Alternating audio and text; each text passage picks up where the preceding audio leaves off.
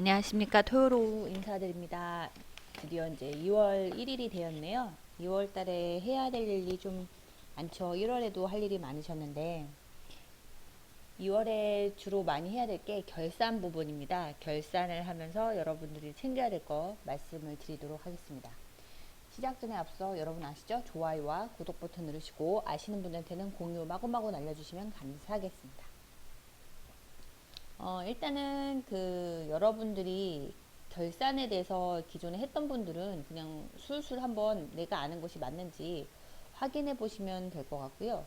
초보분들이라면 이거는 한 번 해봐선 이해가 좀 어렵고 재차 보셔야 될 것으로 생각은 됩니다.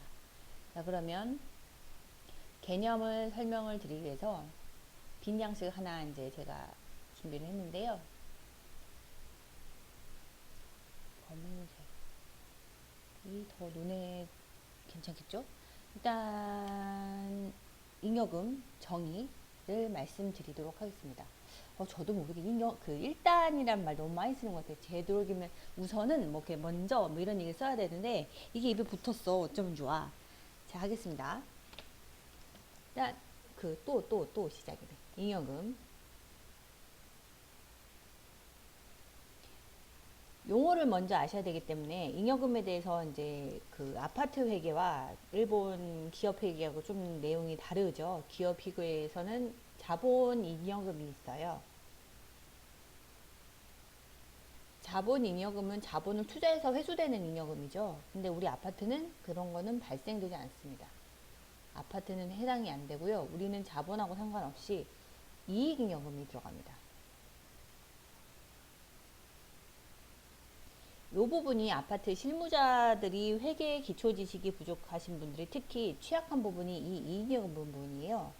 그 학원에서도 회계 전표나 부가하고 그런 데 위주로 이제 많이 포커스를 알려다 주기 때문에 잉여금 관련해서 결산 관련해서 예산 관련해서 이런 부분을 좀 알려드리기가 좀 쉽지가 않고 커리큘럼상 시간 안에 안배하기도 매우 빡빡할 것으로 봅니다. 그래서 이제 이 부분은 설명을 많이 안 하고 넘어가기 때문에 실제적으로 여러분들이 어디서 따로 배우기가 어려웠을 것 같습니다. 이 이익잉여금 자체가 아파트에서는 크게 1년을 결산할 때 2019년으로 하죠. 지금 2020년이니까 2019년 1월부터 12월까지 12달, 즉 1년 동안 모든 관리 수익 안에는 뭐가 들어가요? 관리 외 수익도 포함됩니다. 작게 쓸게요. 관리 외 수익도 포함이 되죠. 그게 200이라고 칩시다. 계산하기 편하게 200. 그리고 관리 수익이 있으면 관리 비용이 있죠.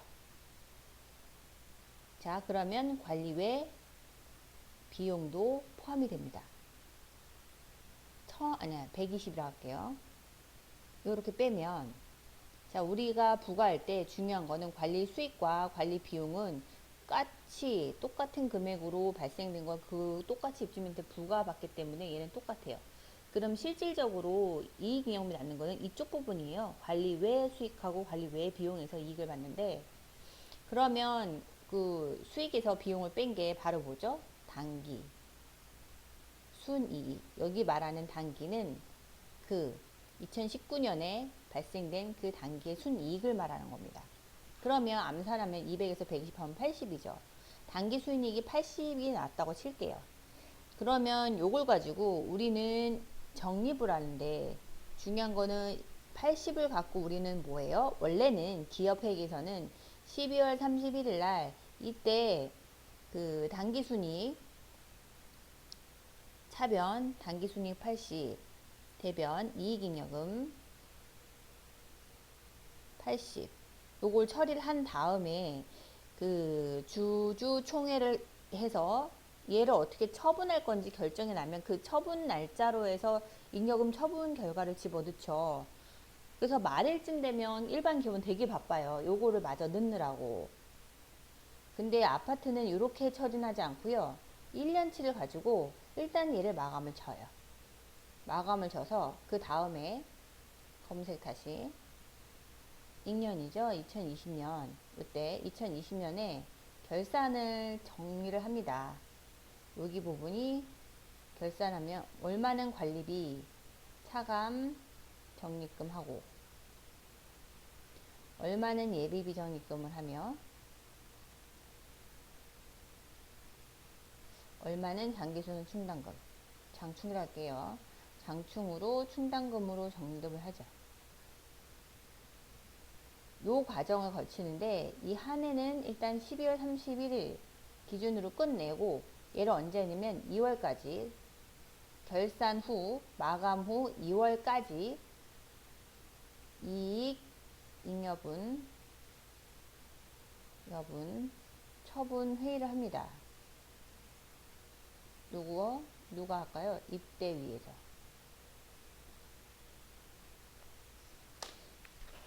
그리고 2월에 하면서 한 가지 더 하는 게 있죠. 장기수선. 이때 할 때 그냥 같이 회의할 때 같이 넣어버리세요. 장기수선 충당금 보고하셔야죠.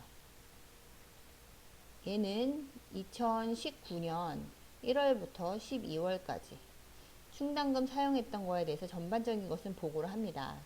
얘는 목적성 계정이기 때문에 매우 중요한 계정이죠. 요거를 같이 하시면 좋아요. 얘는 3월까지긴 한데 굳이 3월에 또 나눠서 일을 하지 말고 어차피 적립하고 결산하니까 이따 하고 그죠? 3월까지니까 2월에 그냥 끝내버린 게 그냥 깔끔하지 않겠어요? 요렇게 하시는 게 좋을 것 같습니다. 그래서 근데 중요한 거는 요거 빨간색 제가 써놨죠. 원래는 기업회계는 이걸 하는데 홍진 ERP죠. ERP는 요 과정 전표를 넣지 않습니다. 뭘 하냐면 요 과정을 연도 2월로 하죠. 연도 2월을 하면서 단기 순이익하고 2월 이익 잉여금하고 금액이 맞는지 확인해서 전산을 넣으면 얘가 전표 없이 넘어가요. 잉여금이. 그래서 그 2월 잉여금 가지고 관리비 차감과 예비비 적립금과 장충 적립금으로 나눕니다. 요게 바로 결산이에요. 그러니까 결산은 1년이 지난 그 말일날 한다는 게 아니라 그 다음 해에 걸쳐서 1년 2개월, 1년과 여기 있는 2개월 합친 후에 드려요. 합친 1년 2개월 후에 잉여금 처분해요. 근데 여기서 말하는 처분의 뜻도 잘 아세요. 이익잉여금 처분이라는 것은 이익잉여금은 처분이라는 것은 말 그대로 처분, 돈을 없앤다는 의미가 아니고요. 써버린다는 의미가 아니에요. 어떤 목적으로 쓸 예정이다 라고 한 거예요. 요걸 의결하는 거죠. 그래서 경기도나 인천이나 얘네는 맥락을 같이 하기 때문에 궤를 같이 하죠.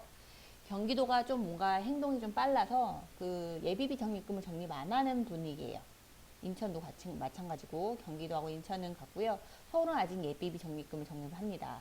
근데 경기도하고 인천 중에서도 아직도 예비비 적립금이 남아있는 곳이 있다면 얘는 미처분 이익잉여금으로 다시 산입을 해서요. 다시 적립하셔야 돼요. 관리비 차감 적립금으로. 그렇게 처리하시는 게 깔끔합니다. 얘를 계속 남겨두기는 안 되고요. 얘를 없애버리는 분위기입니다. 요거 때문에 예비비로 이 말 예비비라는 말 때문에 급하게 쓰면 쓸 수 있겠지라는 그런 예비비로 남겼다는 의미로 쓰는 경우가 있어요. 근데 이 예비비는 크게 두 가지로 볼 수 있는 거죠. 사용 목적으로 남겨놓다던가 아니면 유보 목적으로 남겨놓던가. 유보 목적으로 남겨놨기 때문에 언젠가 써도 된다라고 생각하는 그게 있어서 예비비로 많이 그 관리비를 부과할 것도 예비비로 쓰고 이러다 보니까 회계에서 다른 부가 내역서에 크게 눈이 튀지 않으니까 민원이 적죠. 그래서 어떻게 해요? 비리가 많기 때문에 예비비를 없애는 분위기예요. 이것도 예비비 적립이 없애는 분위기고 경기도가 먼저 선방을 날랐고 인천 따라가고 서울도 곧 그렇게 갈 것 같습니다. 그래서 얘는 예비비는 될 수 있으면 갖고 있는 것보다는 경기도하고 내가 있는 곳이 인천이다. 그러면 미처분 이익잉여금으로 산입을 해서 다시 잉여금 처분할 때 함께 같이 처분하시는 게 좋아요. 이거는 소장님들의 의견에 따라서 달라지기 때문에 이건 제가 뭐 감나라 배나라 할 수는 없고 난 참고사항이니까 그렇게 알고 계시면 될 것 같습니다. 이거 한 번에 봐서는 초보들은 이해하기 어려울 거예요. 다음 페이지. 개념 계속 들어갑니다. 앞에 거는 제가 인트로로 에피타이저로 좀 한번 정리를 해드린 건데 계속 반복하다 보면 이해는 가실 것 같아요. 자, 볼게요. 결산, 공동주택관리법 시행령 제26조, 관리비 등의 사업계획 및 예산안 수립 등 의무관리 대상 공동주택관리주체는 의무관리 대상은 300세대 이상이라고 보시면 되죠. 그죠? 그리고 그 150세대인가? 150세대 이상으로 뭐 승강기 있는 구조? 아, 제가 그 뒷부분은 좀 기억이 가물가물한데 의무관리 대상인 아파트는 본인이 의무관리 대상인 걸 알고 있어요. 왜냐면 그 의무관리 대상은 매년 회계감사를 받기 때문에 가면은 알게 돼요. 그러면 본인들은 더 투명하고 정확하고 정직하게 일을 하셔야 됩니다. 그러면 의무관리 대상 공동주택의 관리 주체는 회계연도마다는 매 회계기간이 바뀔 때마다 사업실적서 및 결장서, 사업실적서 및 결산서를 작성해서 여기서 말하는 그 아파트는 사업실적서라는 용어는 안 쓰고요. 결산서를 쓰는 거죠. 이게 대표적인 건 뭐냐면 세입세 추서입니다. 세입세 추서는 예산이 바로 들어오는 게 세입이고요. 세추서는 비용을 집행한 거. 요거죠. 결산서를 작성해서 회계연도 종료월 후 2개월 이내 입주자 대표회의에 제출해야 됩니다. 2개월이니까 제가 말했죠. 2월에 입대위에 제출해서 승인을 받고 결산에 대한 전표를 넣으시면 돼요. 공동주택 회계처리 기준 41조 결산은 여기에 제출해야 되는데 이 결산서에 세입세 추서가 들어가는데 정확히 말하면 여기에 대한 결산서를 한 번 더 말씀드리면 관리 주체는 누구예요? 우리 위탁사 관리소장과 이하 경리 그분은 자료를 준비하셔야 되겠죠. 그러니까 여기서 말하는 관리 주체 대리하는 분이 바로 누구예요? 소장님이시니까 소장님은 빠짐없이 하셔야 돼요. 26조 제3항에 따라 다음 각 호의 결산서를 작성하여 회계연도 종료 후 2개월 이내 입주자 대표에 제출하는데 여기서 말하는 결산서는 재무상태표, 운영상가표 우리 이거 그 매월 원래는 결산서를 회계감사님한테 받죠. 회계감사이라고 하면은 그 외부 회계감사가 아니라 아파트 내외 대표회의 중 회계감사, 즉 감사 직책을 그 직함을 갖고 있는 것 중에서 회계 담당하시는 그분한테 결제를 받습니다. 거기에 받는 서류, 증빙 서류 중에 몇 가지가 바로 얘네들이에요. 재무상태표는 매월, 운영상가표도 매월 누적된 걸로죠. 이익여금 처분 계산서, 이거는 이익여금 처분 계산서는 2월에만 첨부가 들어갑니다. 지금 결산에 대해서 하는 거니까 이게 2월 첨부가 되고 그 다음에 주석은 연도가 끝나면 단지 개요, 보험 가입 명세, 계약 체결한 거, 또 무슨 위탁 관리라든가 청소, 미화, 용역 다 보험까지 이런 거 계약된 거 다 같이 주석에 요약해서 정리를 합니다. 그리고 예금 최근에 그 노원구 하계동에 경리가 자살하여서 소장님도 같이 같은 시점에 자살한 건 아니지만 하루 차이로 자살하셨잖아요. 거기서 이제 횡령의 첫 번째가 장기수는 충당금이었습니다. 그리고 제가 들은 바로는 그러니까 들리는 소문에 의하면 이 경리분이 저희 아파트 통장은 인감이 2개잖아요. 소장님 도장과 대표회의 도장이 같이 있습니다. 그래서 결제를 받을 때 소장님한테 먼저 선결제를 받고 그 전표를 가지고 회장님 확인한 다음에 도장을 찍죠. 즉 각각 갖고 있는 거세요. 근데 이분은 노원구 하계동의 경리분들이 오래 있어서 그분에 대한 믿음이 너무 투철하셔서 인감을 다 경리가 갖고 있었다고 합니다. 그러면 출금 전표를 서서 이체를 하면 결제를 안 받아도 이체는 일단 될 수 있다는 정황이 이루어지잖아요. 그러니까 이런 거는 좋지가 않아요. 경리가 도장을 다 갖고 있는 거는 옳지 않고 요즘 최근에 은행 같은 데 보면은 그 전표를 갖고 오지 않는 무전표 업무를 처리하고 있다 보니 각각 그 은행의 대표자하고 소장님 도장을 인감을 갖고 오라는 데가 대표적인 게 국민은행입니다. 그거 매우 위험하거든요. 그래서 저는 항상 전표에다 인감은 외부 반출이 안 돼서 저희는 전표에다가 도장 찍어서 합니다. 라고 얘기를 해요. 그리고 그쪽에서는 그 자기네 업무 처리상 그게 간편하니까 앞으로 이렇게 하라고 무슨 얘기를 주잖아요. 그러면 다시 공문을 만들어 가세요. 아파트의 비리 횡령과 뭐 이런 거를 보완을 위해서 그렇게 할 수 없고 전표로 하는 거를 가름해달라. 아파트 입주자 대표에 거래되는 금액이 크니까 아파트 쪽에서도 요청하는 정통적인 무슨 공문에 대해서 제출하면 은행에서도 그거에 대해서 무시할 수는 없잖아요. 그죠? 그러니까 그냥 말로는 하지 말고 모든 것은 서류로 증빙으로 갖다 주세요. 공문 발신으로 정통으로 이제 치는 거죠. 그러면 거기서도 한 발 물러서더라고요. 그 다음에 유형 자산. 유형 자산이라고 말한 건 형태가 있는 자산. 뭐 있어요? 컴퓨터, 뭐 이런 거 있죠?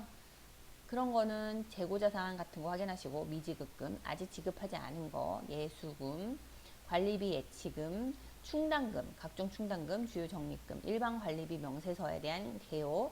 이거는 요 1년치를 한번 정리하는 거예요. 그 다음에 중요한 것도 있죠. 3개월 이상 연체 세대의 금액. 그러면 3개월 이상 연체 세대에 대한 금액은 회계감사도 할 때 보는데요. 이 사람들에 대한 것은 그 내용 증명 보냈거나 독촉장 발부했던 거 이런 게 다 있어야 돼요. 계류 중인 소송 사건, 계류는 말 그대로 그 소송이 들어가 있는 거, 내가 당하거나 아니면 내가 소송했거나 아니면 소송이 지금 절차대로 진행되고 있는 거를 다 쓰셔야 돼요. 이해가 가시죠? 요거는 그 주석에 들어가야 됩니다. 그 1년이 12월 30일 지나고 나면 할 일이 많은 건데 그 할 일 중에서 주석을 작성한 것도 있어요. 그러니까 여기 결산에 같이 들어가야 돼요. 그러니까 요것도 준비하셔야 되고 그러면 재무, 운영 여기서 하나 빠졌죠? 세입세출 결산서. 지금 제가 이거 강조해 드린 거. 세입세출 결산서는 사실은 매달 하진 않아요. 얘는 언제 하냐? 분기별로 합니다. 분기별. 12달을 나누기 4하니까 3개월마다. 그러면 세입세출 결산서는 1월부터 12월분 거에 대해서 이제 얘 누계거든요. 세입세출 결산서는 누계식으로 합니다. 첫 달은 3개월이고요. 둘째 달은 6개월까지. 1월부터 6개월까지. 셋째 달은 1월에서 9개월까지 이렇게 보시면 됩니다. 아, 셋째 달이 아니라 세 번째 분기. 제가 말이 지금 아침에 좀 버벅거리죠. 죄송합니다. 자, 그러면 세입세출 결산서 여기를 같이 넣어요. 그러면 매월 하는 거는 색깔 좀 다르게 하겠습니다. 매월 결산을 감사한테 보고할 때는 재무상태표, 운영성과표 요 정도. 그 다음에 그 또 하나는 뭐냐면 예금 잔액증명서. 주석 대신 몇 가지라냐면 주석은 그 회계 감사할 때 1년에 한 번 하는데 저희는 주석 때문에 보송 명세서를 같이 저는 첨부하거든요. 매월 할 때는 이게 저 이해가 더 편해요. 그죠?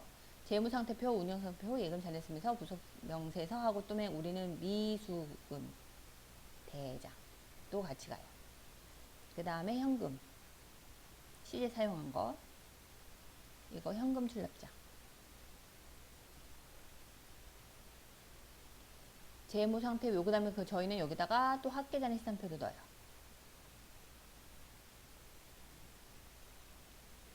학계잔액 시산표는 재무상태표와 운영상태표 합해 놓은 거죠. 그죠? 학계잔액 시산표, 재무상태표, 운영성과표, 예금잔액증명서, 부속명세서, 미수금 대장, 현금 시제 이걸 같이 다 첨부를 합니다.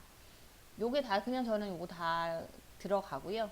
이 기업은 얘는 결산 때만 이건 때때로 이것도 주석은 원래 매달 넣는 건데 요거 대신 부속명세서로 가름할 수도 있어요.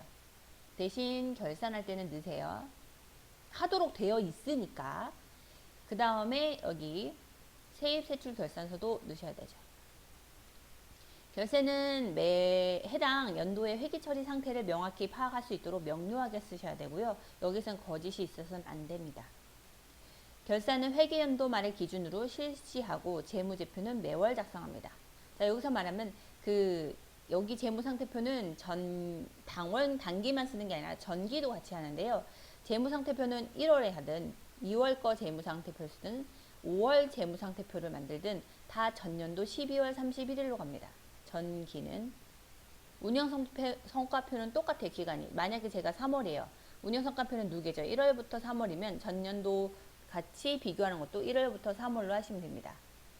재무상태표, 운영성과표 다 마찬가지로 단기와 정기를 동시 기재해 하셔야 돼요. 그리고 계속합니다. 미확정 채권은 기속의 사유가 확정되지 않은 한 기상하지 않고 미확정 채무는 면책의 사유가 확정되지 아이고 밑에 잘렸네요. 잠깐만요.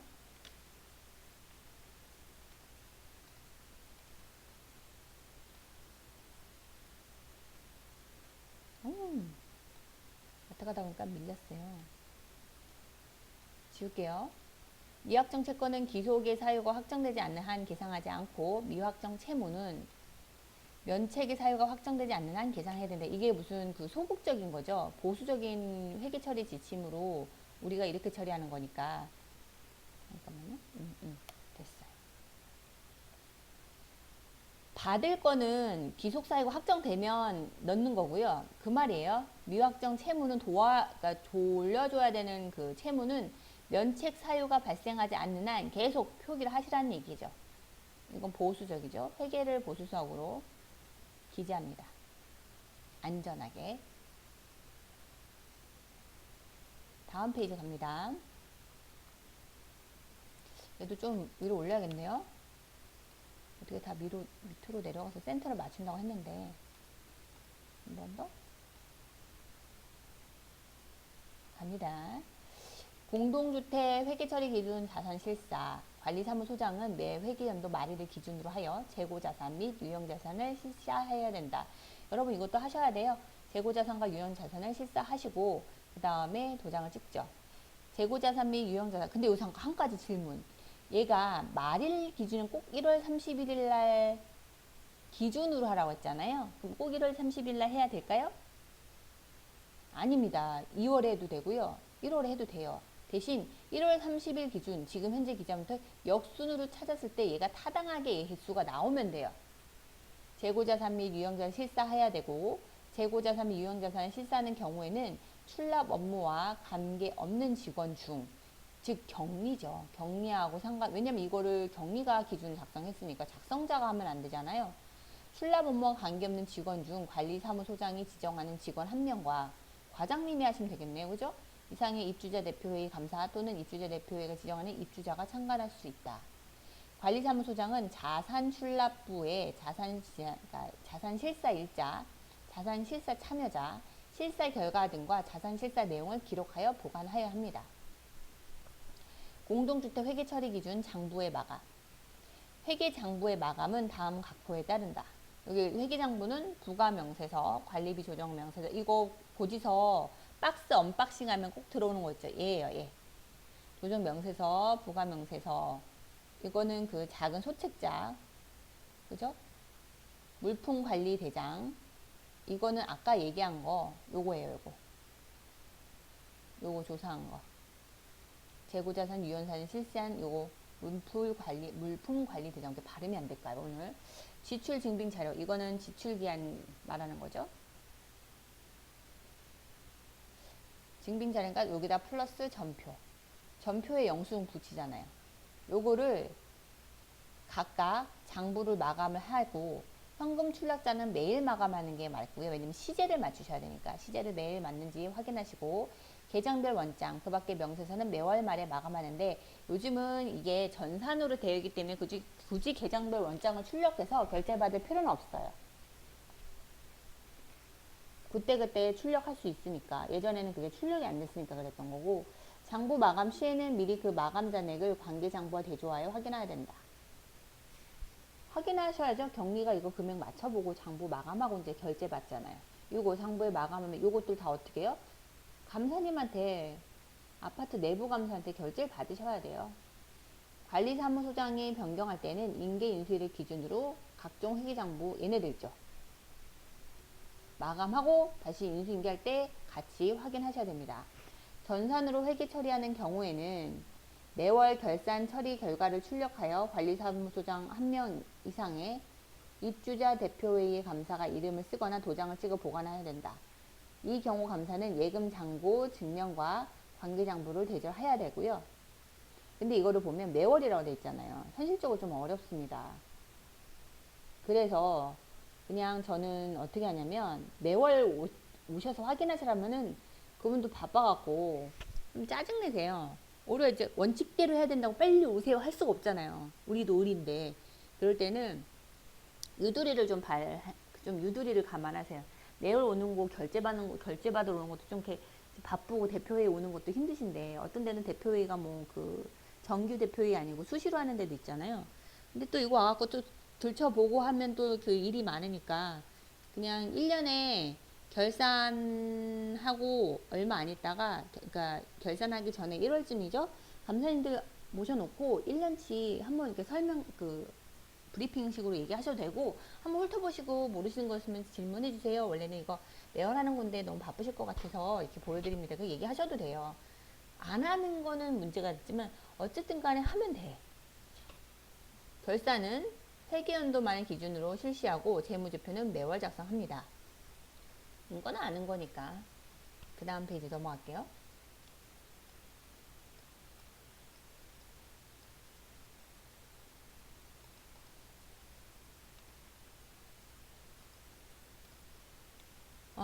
제가 말했던 거 장기순환 충당금의 집행 및 공개.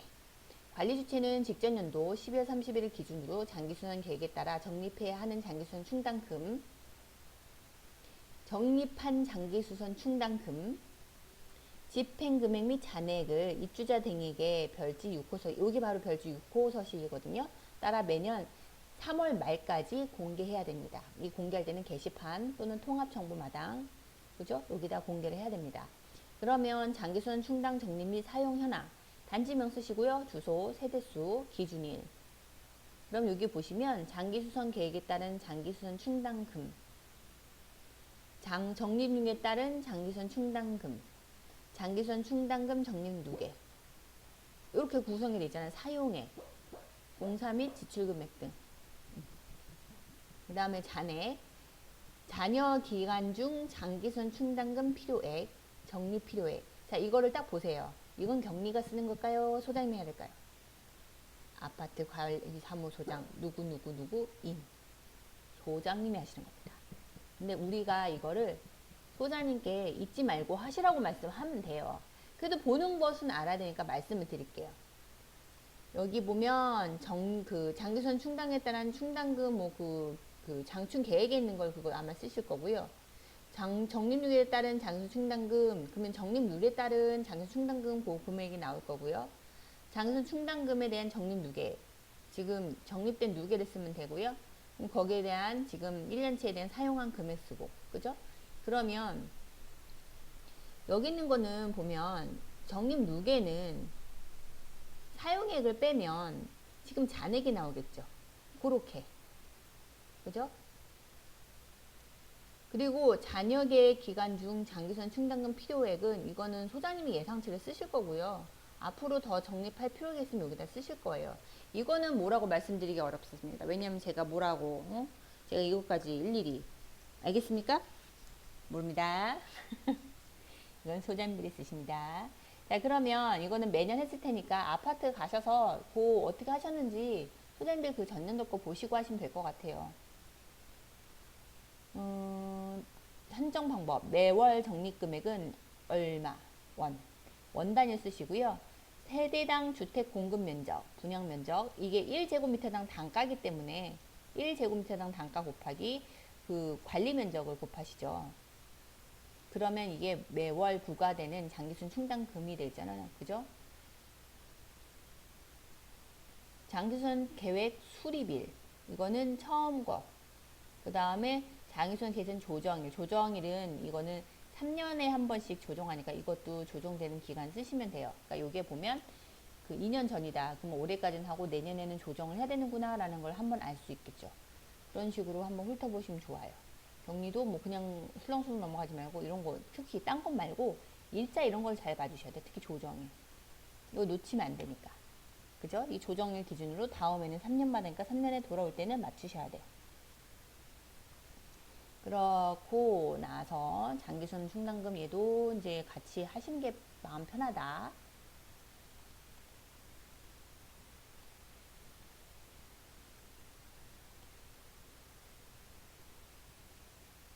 이제 또 계속 보면 결산은 제가 말씀드렸어요. 이익여분 처분하는 건데 이게 그냥 전체 예전에는 전체 통으로 그냥 처분을 했었는데 이제는 또 그렇게 하지 않습니다.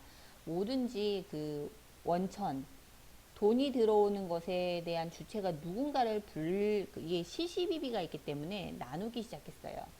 그래서 이 잡수익이, 우리가 말하는 잡수익은 그냥 계정 하나 잡수익이 아니라 관리 외 수입이 전체적으로 잡수익이라고 보시면 돼요. 입주자와 공동기업원에 대해서 나눠서 보거든요. 잠깐만요. 흰색으로.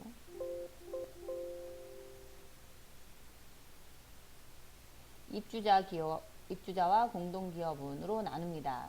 여기는 제가 크게 지역을 3개로 나눴는데요. 지방은 또 그게 좀 내용이 다르기도 하니까 좀 조심하셔야 돼요. 경기도가 항상 선방을 날리고요. 얘가 날리면 인천이 따라갑니다. 서울, 경기도, 인천이 이렇게 가면 서울시도 따라가요. 그래서 얘가 1바, 2바, 3바 형식으로 가는데 서울은 좀 느려요. 왜냐하면 서로 아파트들이 이해관계가 좀 많이 달라서 전체적으로 빠르게 움직이기가 좀 쉽지 않습니다. 이제 경기도부터 먼저 볼게요. 경기도는 관리비 차감 적립금 결산 시 관리비 차감 적립금으로 결산할 때 적립을 한다는 얘기예요. 예비비 적립금을 발생하지 않게끔 해야 되는 게 주의할 사항이고요. 인천 보세요. 공동체 활성화 관리의 비용, 관리비 차감 적립금 결산 시에 이걸 설정하고요. 예비비 적립금 결산 시. 근데 여기서 세모예요. 아직도 인천에는 예비비 적립금을 하게끔 되어 있는 곳이 있지만 대다수는 지금 경기도를 따라가서 예비비 적립금을 적립하지 않는다. 우선 지출 항목이 들어간다라고 하는 경우가 많아요. 서울시 한번 볼까요? 서울시는 공동체 활성화비 관리의 비용 적립할 수 있고요. 관리비 차감 적립금도 적립할 수 있어요. 예비비 적립금도 적립할 수 있어요. 근데 여기서 말하는 건 결산 시를 보세요. 결산은 이익잉여분 처분 결산할 때 이 항목으로 적립할 수 있다는 거고, 관리 외 비용은 관리의 비용으로 우선 지출 항목에 들어간다는 얘기예요.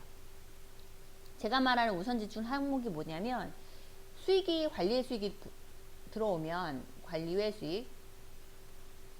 수익에서 우선 지출 항목 한 40% 정도는 이거를 지출할 수 있어요. 예를 들어서 검침 수익이 들어와요.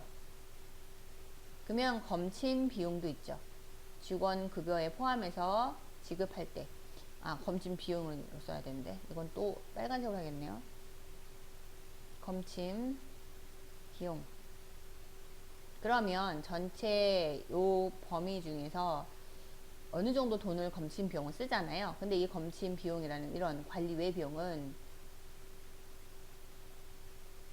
우선 지출 항목으로 해요. 원래는 대부분 아파트는 이 관리 외 수익을 1년을 묵혔다가 다음에 처분하면서 쓰도록 하게끔 유보를 많이 하는 경우가 많긴 한데, 어쨌든 간에 바로 당해 그냥 차감하는 경우가 있죠. 그거를 우선 지출 항목으로 보시면 돼요. 우선 지출 항목은 당해년도 예산의 40% 범위 내에 우선 지출할 수 있다라고 하는 것 중에 하나가 요거예요. 이런 것들 이렇게 보시면 돼요. 이거를 법규를 계속 봐야지 눈에 익는데 초보분들은 진짜 어려울 것 같아요. 제가 최대한 이해시키려고 좀 천천히 얘기하긴 하는데 쉽지는 않겠습니다. 하긴 저도 처음엔 되게 이해하기 어려웠어요. 계속 보다 보니까 이제 이해가 되는 거지. 수입의 종류를 한번 볼게요. 그러면 좋다. 이익잉여금을 처분한다는데 이익잉여금 도대체 어떤 것들로 들어와 있냐를 보시는 거죠. 재활용 판매 수익. 자, 재활용은 누가 할까요? 입주민도 넣고 아파트 전세자도 넣죠. 그러면 이거는 입주자 기여하고 공동기여를 나누는데, 입주자는 건물 소유주라고 보시면 되고요. 공동은 소유주와 우리가 이야기 편하게 전월세자 다예요. 그죠? 입주자가 입주자 등이에요. 그래서 얘를 입주자 기타 등등에서, 기타 등등은 기분 나쁘겠지만 일단은 등이다. 그러면 재활용 판매수는 입주자 등이 기여하는 수익이죠. 알뜰장도 마찬가지예요. 소유주만 장 보고 전월세는 장 안 봐요? 마찬가지예요. 얘도 입주자 등이에요. 광고 수익은 소유주만 광고를 보나요? 전월세도 승강기 타면서 억지로 봐요. 이것도 입주자 등입니다. 그리고 주차, 승강기, 주민운동시설, 검침 수익은 이건 다 뭐예요? 입주자 등이 기여한 수입이에요. 그래서 나눌 때는 입주자와 입주자 등을 나눈 이유가 있어요. 얘는 자동이죠. 자동 똑같아요. 중요한 것은 우선 사용하려면 반드시 관리규약에 정함이 있어야 한다. 우선 사용하는 항목 요거는 관리규약에 정해져 있어요. 몇 가지가. 우선 지출하는 항목은 대체적으로 그 규약을 발령을 받으면 경리는 책꽂이의 관리 규약을 옆에다가 꽂아놓고 있으셔야 돼. 그리고 각각 자주 보는 부분은 포스트를 붙여놓고. 그래서 그 이렇게 규약의 대부분이 이렇게 돼 있는데 관리 주체는 뭐 제3항에 따른 입주자와 사용자가 함께 적립에 기여한 잡수익 중 0 제26조에 따라 뭐 형성된 잡수익. 이게 아파트 규약마다 또 지역마다 항목이 좀 법령 제 몇 조 이렇게 좀 틀릴 수는 있어요. 자기 규약을 보셔야 돼요. 잡수익 예산액의 40%, 100분의 40이 40%거든요. 40% 범위 내에서 다음 각 호의 뭐 비용을 우선 지출할 수 있으며 잡수익을 지출할 경우에는 입주자 대표의 의결을 거쳐야 된다. 뭐 이렇게 나와요. 첫 번째가 그 공동체 활성화 단체 지원 비용임. 두 번째 주민자치 활동 비용, 자율방법대라든가 경로잔치 등. 이건 연간 얼마라고 금액은 정해놓고 또 이게 투표 참여 촉진 비용, 온라인 투표, 전자투표 같은 경우 있죠. 그런 것도 쓸 수 있어요. 우선 지출 항목으로. 정기검침 업무 수행자 및 재활용 분리수거자 노무 인력비 지용 연간 얼마 정도 정해져 있고 얘도 우선 지출 항목이 들어갈 수 있습니다.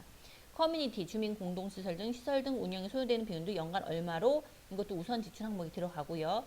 근데 이 중에서 한 가지 좀 말이 많은 게 소송 비용입니다. 소송 비용 같은 경우는 입주자 전체 이익이 부합해야 되고 소송 대상자, 누굴 소송하는지, 목적, 뭐 때문에 하는지, 소요되는 비용, 무슨 변호사 선임비 얼마 정도. 그 다음에 여기서 손익 계산에 대한 것을 공제해야 되는데 이거를 입주자 등 과반수 동의를 받은 경우에 한정한다. 근데 얘를 그러니까 사실은 저희가 소송을 하고 있어요. 근데 중요한 거는 제가 그 확실하게 하기 위해서 국토부의 질의에서 답변 받았고요. 그리고 그 해당 저희 구 주무관님하고 통화해서 할 수 있다. 공동의 이익에 부합한다고 오케이 받아서 그것도 녹취록을 받아놨어요. 그리고 변호사님한테 선임하면서도 얘기 한 번 더 물어보고 그 회계사님한테도 얘기를 했거든요. 그러니까 그 돌다리를 몇 다리를 두들겨 봤어요. 이거는 이제 일이 시끄러지면 하나 둘 걸기 쉬운 상황이 되기 때문에 근데 여기서 보면 손익계산은 그 민형사상, 민사상일 때는 손익계산 나와요. 무슨 예를 들어서 옆 단지가 재개발해서 먼지, 미세먼지 때문에 우리 피해 본다, 소송 건다, 뭐 이러면 우리가 승소했을 때 받을 수 있는 금액이 나오니까 손익계산이 된단 말이죠. 근데 형사 있죠. 이런 거는 소송 금액이 나오지 않아요. 이거는 그 손익계산이 들어가지 않기 때문에 이런 건 좀 감안하셔야 됩니다. 이걸 제가 뭐라고 말씀드리기가 되게 어려워요. 이거는 좀 이렇게 여러 가지 복잡한 상황이 있어서 이거는 각자 알아서 잘 하길 바랍니다. 저한테 의존하지 마세요. 저도 전문가는 아닙니다. 제가 아는 데까지만 알려드리는 거니까 그거 조심하시고 그 다음에 우선 지출하는 항목 중에는 기부금도 있습니다. 불우이성금 같은 거, 수재기연금 이런 거는 넣을 수 있어요. 근데 대부분 아파트에서는 그런 거 잘 안 하죠. 왜냐면 우선 지출 항목의 40% 예산이 생각보다 빠듯합니다. 특히 커뮤니티 한 번 헬스기기 바꾸면 금액 엄청 많이 들어요. 미쳐버리겠어요. 그리고 그 뭐 요가라도 있거나 무슨 트레이너 있으면 그 인건비 만만치 않잖아요. 그렇기 때문에 우선 지출 항목은 예산을 잘 짜셔야 돼. 그래서 예산에 여기 말한 예산은 관리외 수입이에요. 잡수익 예산을 잘 짜야지. 그러니까 예를 들어서 관리외 수입 예산은 잡수익 예산은 좀 넉넉하게 잡으시는 게 좋은 것 같아요. 예산은 많이 짠다고 해서 크게 문제되는 거 없거든요. 뭐가 문제되냐면 관리 비용, 그죠? 입주민한테 부과되는 거는 많이 잡기는 눈치가 보이잖아요. 그건 아니지만 잡수익의 예산은 제대로 짜주시는 게 좋습니다. 예측을 해서. 그래서 40% 범위 내에서 이제 우선 지출하게끔 돼 있으니까 이것도 예산이 그래서 중요해요. 예산 뭐 그까이 거 대충이라고 생각하시면 안 돼요. 자, 그러면 우선 항목, 사용 항목 제가 여기서 쭉 이렇게 말을 했어요. 이거는 제가 말한 거 여기 적어놨으니까 읽어보시면 돼요. 근데 이번에 법이 바뀌어서 제가 말로 언급한 거 말고 다른 게 몇 가지 있어요. 그거를 말씀드릴게요. 층간소음 관리, 이거 색깔 연두색 한다는데 층간소음 관리 운영비 있죠. 이거 괜찮아요. 우선 지출 항목에 들어가요. 그 다음에 딴 거는 모르겠고 그 투표 참여 촉진 비용은 온라인도 들어가고 이거 말고도 또 하나가 더 그런 거 있죠. 우리 아파트 옆에 재개발이 들어가요. 아파트 옆에 재개발에서 이제 이거는 가벽 세우고 공사를 막 하죠. 그러면 분진 무슨 비상대책이 비대위가 출발을 해요. 그러면 비대위가 운영하면서 이제 자기네가 복사를 했다, 식사를 했다, 뭐 이런 걸 무슨 잡다한 얘기를 하잖아요. 이 비용에 대해서 관리비를 부과한다는 거를 관리소장한테 아 우리 돈 좀 지원 좀 해주세요 얘기하면 이거 괜찮을까요? 안 괜찮을까요? 안 괜찮을 것 같죠? 안 괜찮습니다. 절대 안 됩니다. 이거는 비대위는 비대위만으로 자기네가 스스로 이제 움직인 거잖아요. 자기네들 돈으로 알아서 하셔야 되지. 비대비를 그 관리비로 얘네들 실비 변상 금액으로 이제 관리비에 부과해서 포함해서 입주민한테 부과를 하면 그거는 되진 않습니다. 이거는 회계사님이 그 교육 자료 중에 보면 그 내용이 있어서 한번 옛날에 기억난 게 있어서 말씀드려요. 비대위는 아닙니다.